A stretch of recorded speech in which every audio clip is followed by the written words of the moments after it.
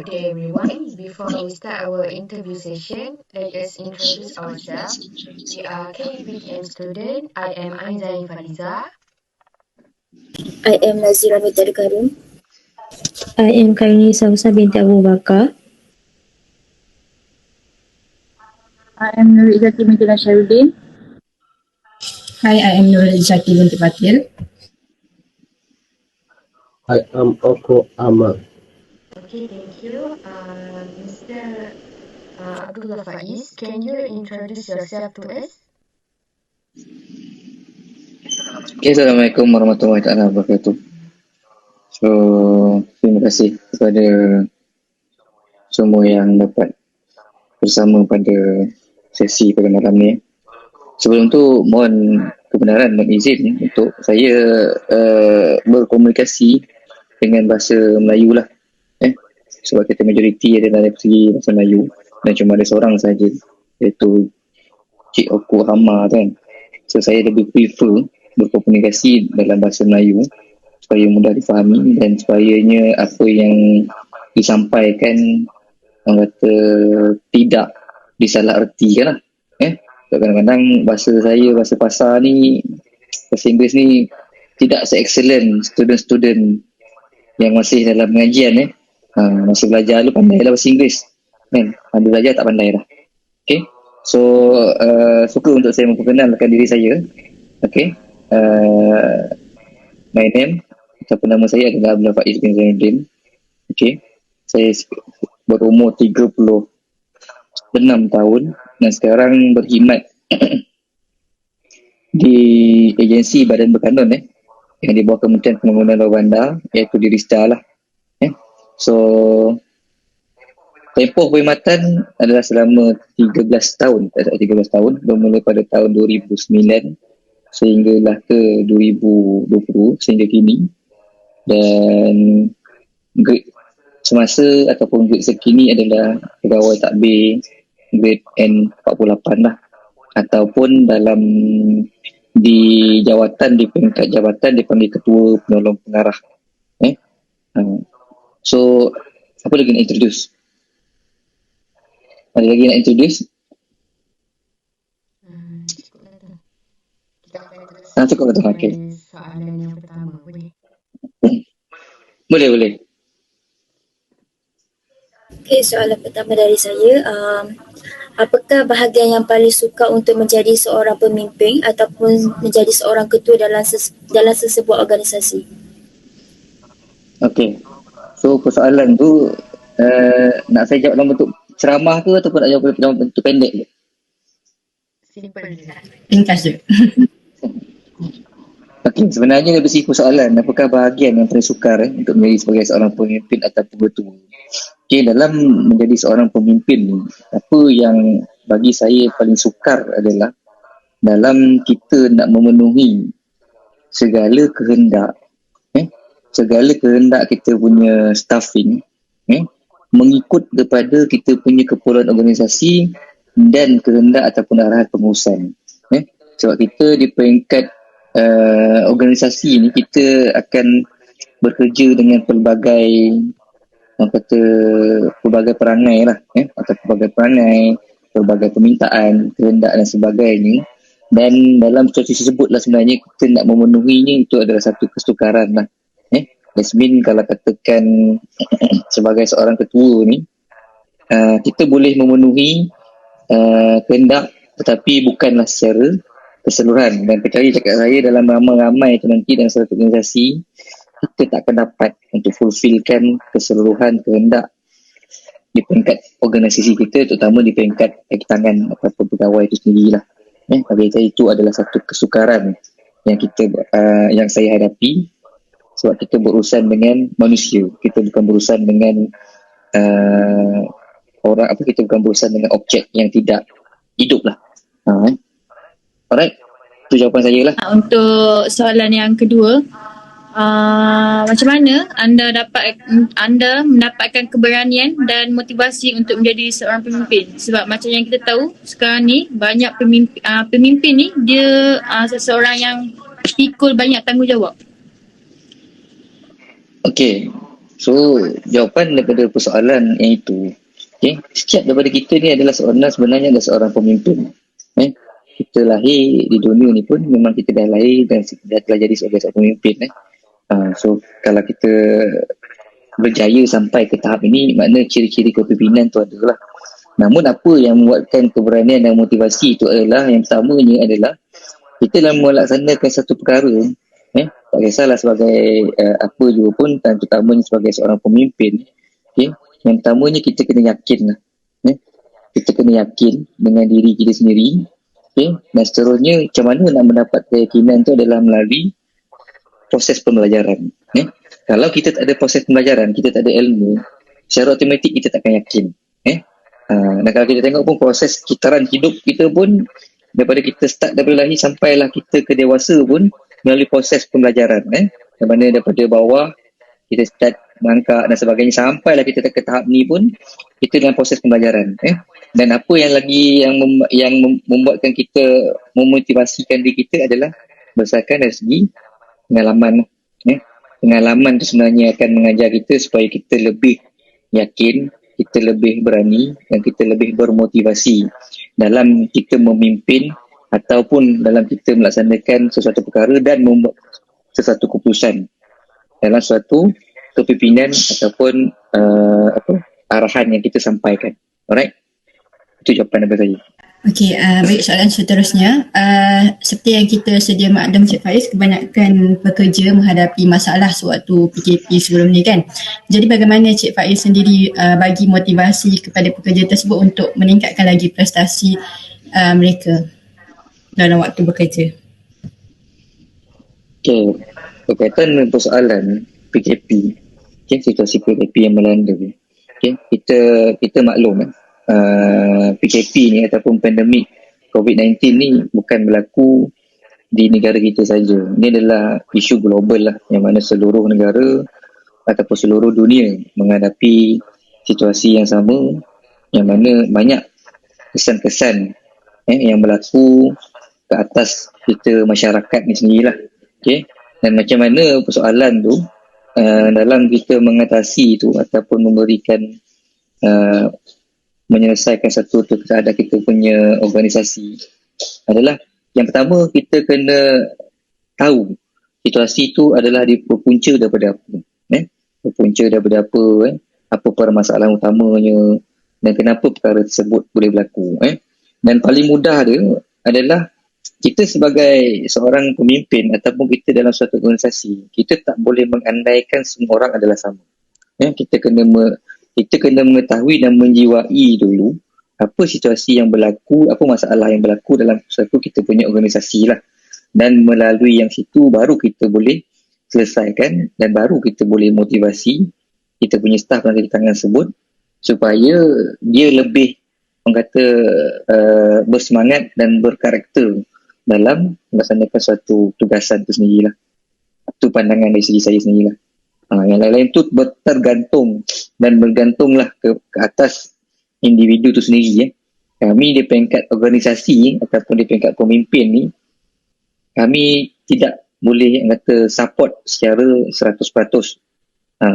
Cuma apa yang termampu dan apa yang termaktub dalam organisasi dan dalam arahan-arahan semasa saja yang kami ataupun di peringkat pengurusan boleh bantulah selaku pemimpin ataupun selaku ketua dalam suatu organisasi itu sendiri. Okey, soalan daripada saya, bagaimana Encik sendiri mengatasi keadaan yang kritikal di tempat kerja? Persoalan tu adalah berdasarkan berlaku ataupun bergantung kepada situasi lah. Sejauh mana kritikalnya sesuatu keadaan itu di tempat bekerja, dan itu jugalah sebenarnya jawapan kepada penyelesaian ataupun kaedah untuk kita menyelesaikan sesuatu masalah tersebut ataupun kita kata yang persoalan tadi kritikal di tempat kerja. Sebab kalau ikut kepada kritikal ni, dia lebih kepada subjektif. Ada kita kritikal dalam kita menghadapi situasi di peringkat menguruskan sumber manusia itu sendiri. Ada situasi yang bergantung kepada arahan ataupun permintaan daripada pengurusan dan ada juga berlaku situasi yang di peringkat politik dan sebagainya lah. Dan macam mana kalau tanya saya macam mana saya menghadapi keadaan kritikal di tempat kerja tu bergantung kepada situasi. Saya bagi sebagai satu contoh lah sebagai satu contoh sebab soalan yang diberikan ni lebih kepada umum berdasarkan kepada satu situasi pengalaman yang kita pernah hadapi lah ataupun saya sendiri pernah hadapi. Kita berhadapan dengan satu staff yang memang bermasalah namun bila berlaku sesuatu ketegangan di peringkat staff tersebut di peringkat sebagai seorang pemimpin kita tidak boleh cepat melatah lah yang penting kita kena tahu situasi tersebut apa punca sebenarnya dan macam mana kaedah untuk kita selesaikan tu adalah lebih kepada sistem demokrasi ataupun lebih kepada perbincangan yang mana sekiranya perbincangan itu tidak boleh diselesaikan kita kena bawa kepada satu peringkat yang lebih tinggi lah supaya orang yang lebih berhak untuk menyelesaikan tu dia dapat menyelesaikan situasi tersebut dan kalau kata keadaan kritikal tu kalau tanya jawapan saya lebih kepada kita tahu dulu dia punya punca dia apa dan kita cuba cari penyelesaian dia dengan kaedah yang paling terbaik lah dan jangan terlalu cepat orang kata melatah lah sebab sometimes as a leader when you become a leader kadang-kadang kita akan ada perasaan ego kita akan ada perasaan ialah kita bos namun dalam kita menyelesaikan satu keadaan kritikal ataupun menyelesaikan satu masalah ataupun situasi kita kena fikir more to rational lah dan tidak boleh terlalu mengikut kepada emosi semata-mata bila kita dah orang kata dalam peribahasa ataupun perumpamaan dia kalau kita dah terlajak apa yang kita cakap kita tak nak undur balik dah itu antara kaedah yang kalau tanya saya itu kaedah yang saya lakukan lah dalam kita menyelesaikan satu critical issues dalam kita punya sistem organisasi ataupun dalam tugasan kita. Okey, soalan seterusnya. Apakah ciri-ciri pemimpin dan kemahiran kepimpinan apa yang menarik perhatian Encik? Ciri-ciri pemimpin yang saya cari yang untuk yang baru lah. Okay. So kalau tanya kepada saya, apakah ciri-ciri pemimpin yang baik adalah yang pertamanya kita kena tengok dari segi keyakinan dia lah. Kalau dia yakin dengan diri dia, dia yakin dengan apa yang dia ada, dan ditunjukkan apa dia punya kelebihan yang dia ada, bagi saya itu adalah seorang pemimpin yang boleh kita groom lah, yang boleh kita bentuk untuk mencapai satu tahap seorang pemimpin yang kita kehendakkan. Seperti cik-cik semua yang ada dengan saya ni semua boleh jadi seorang pemimpin pada satu hari nanti. Cuma perlu dibentuk, perlu diasuh supaya menjadi seorang pemimpin yang seperti dikehendakkan oleh organisasi. Dan untuk first impression memang kita akan dapat sebenarnya. Kalau tanya saya pun, kalau first impression dia tengok muka seorang ni, kita takkan tahu sebenarnya siapa yang betul-betul on the future dia akan jadi seorang pemimpin yang orang kata tersohor lah. Seperti Zaiti, kita punya gubernur dulu. Tu antara kita punya pemimpin-pemimpin yang kata tersohor lah. Tak ada seorang pun boleh jangka, tapi dia dilahirkan melalui orang kata sistem pembelajaran, sistem pengalaman yang akan membentuk dia dan akan mematangkan diri sendiri lah. Kalau tanya ciri-ciri pemimpin tadi tu, jawapan saya kena yakin lah. Kena yakin dengan diri dan kena tunjukkan apa yang ada pada diri dan still dan teruskan belajar sehinggalah orang kata mencapai satu tahap yang paling maksimal lah. Okay, tu jawapan dari saya lah. But apapun the leadership What kind of benefit and challenges to achieve company? By applying the leadership, what kind of the benefit and challenge to achieve the company? Dari segi apa yang persoalan apa yang saya faham adalah apa bentuk faedah dan cabaran, betul untuk bentuk faedah dan cabaran untuk pencapaian suatu syarikat, betul Betul. okey. So dari segi jenis faedah dan cabaran, dia bergantung kepada macam mana kita nak membentuk sesuatu, kata apa, leadership tu sendiri.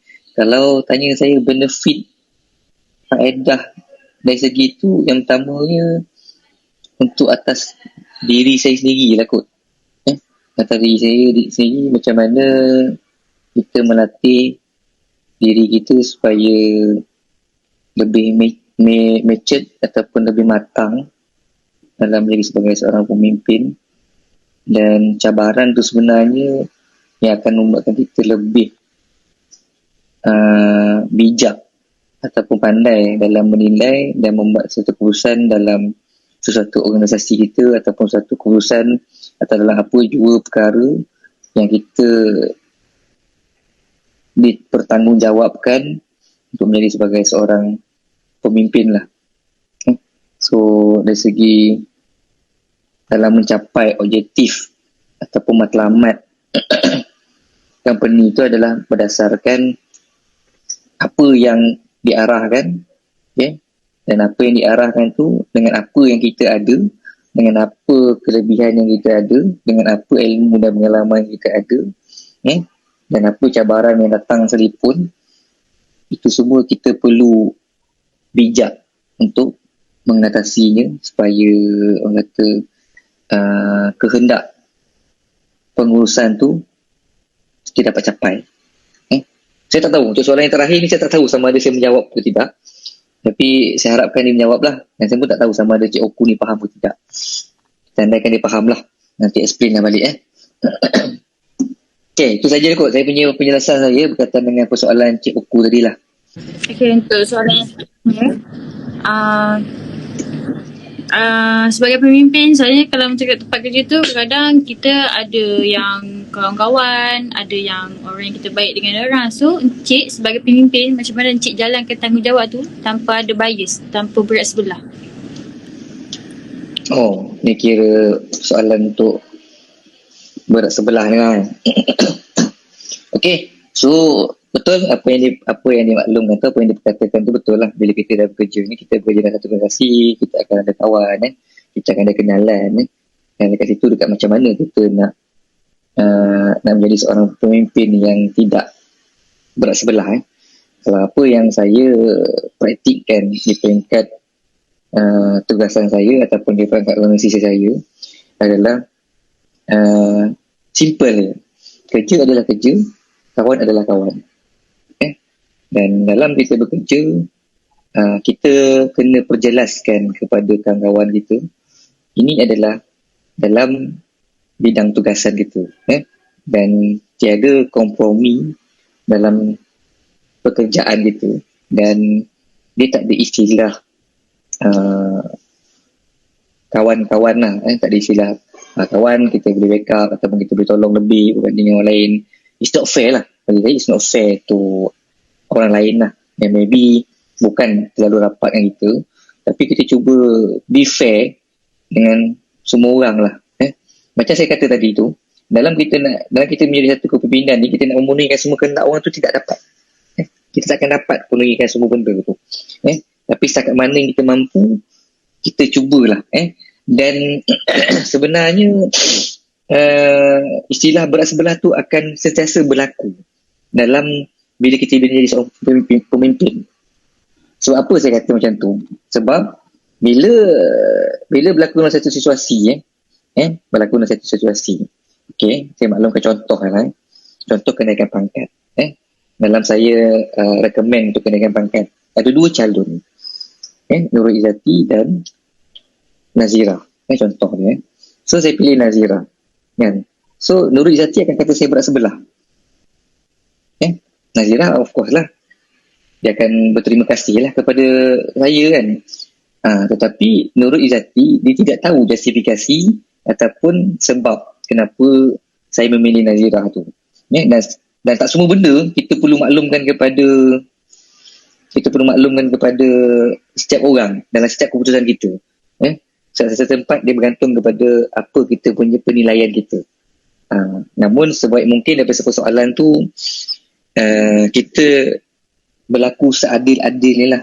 Macam mana nak berlaku seadil-adilnya? Yang pertama kita selidik lah. Yang kedua kita merujuk. Yang seterusnya kita kena faham apa aturan-aturan, apa arahan-arahan yang diminta oleh pihak pengurusan. Dan apa yang kita nak capai sebenarnya, apa yang kita nak dalam membuat satu keputusan tersebut. Itu pandangan saya. Soalan last daripada kami, macam zaman sekarang ni kan, ramai graduan yang masih menganggur selepas tamat belajar. So apa pendapat Encik mengenai setengah syarikat swasta ataupun kerajaan yang mementingkan pengalaman dalam bidang pekerjaan? Pandangan saya berkaitan dengan yang penting dengan pengalaman. Okay, saya nak kata saya 100% setuju dengan statement tu sebenarnya pun tidak juga. Okay? Tapi ada reasonable ni. Okay? So, saya pun adalah selaku panel temuduga dalam lantikan baru di agensi Rista itu sendiri. Dan dalam kita melaksanakan satu-satu temuduga dalam lantikan ataupun dalam kita pengambilan pekerja baru, tak kisahlah segi staf ataupun di peringkat pegawai. Okay? Betul. Saya tak nafikan dalam satu sektor kerajaan dan swasta memang sangat orang kata kriteria pengalaman kerja tu perlu ada. Sebabnya bila dia ada pengalaman kerja, okay, dia secara automatiknya dia memudahkan dari segi organisasi dalam membentuk kaki tangan tersebut dalam melaksanakan tugas. Namun bukanlah orang kata pengalaman tu menjadi satu ukuran semata-mata. Kalau kita tengok pun, kalau tanya pada pengalaman saya pun, kita ada juga buat pelantikan yang tiada pengalaman. Tetapi dari segi karakternya dan dari segi kesungguhan dan minatnya yang membuatkan dia dipilih. Yasmin, kalau tanya saya berkaitan dengan persoalan tadi itu, pandangan berkaitan dengan sektor kerajaan ataupun sektor swasta yang mementingkan dari segi pengalaman, ada benarnya, tetapi orang kata tidaklah secara 100%. Sebab kalau berdasarkan pengalaman semata-mata, saya dulu pun tak ada pengalaman juga masa mula-mula masuk pekerjaan. Nanti yang ada depan saya ni pun akan masuk kerja juga, tak ada pengalaman juga. Tetapi berdasarkan apa dia akan pilih? Yang pertamanya adalah berdasarkan keyakinan dan kesungguhan semasa temuduga tu lah. Dan ilmu yang ada berkaitan dengan jawatan yang dipohon. Kalau belajar, kalau setengah yang graduan tu dia belajar berkaitan dengan accountant, tetapi dia mohon berkaitan dengan pertanian, macam mana organisasi nak ambil? Betul. Sama juga seperti bila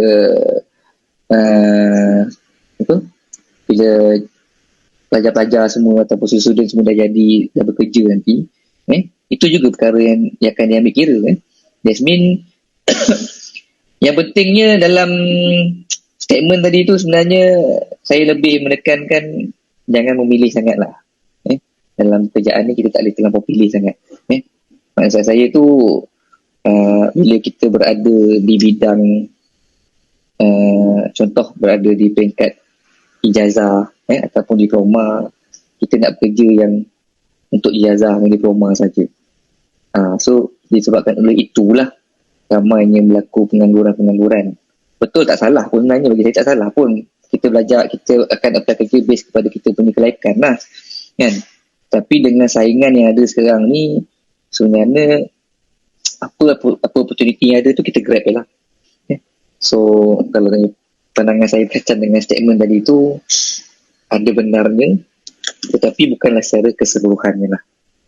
Bergantung kepada organisasi tersebut lah dalam dia nak melantik. So ada organisasi memang dia betul, dia nak pengalaman je, tak ada pengalaman dia tak nak ambil. So ada organisasi dia tidak terikat sangat kepada pengalaman tu. Sebenarnya orang yang fresh graduate ni memang lagi kebanyakan company nak ambil. Sebabnya satu, dia baru, dan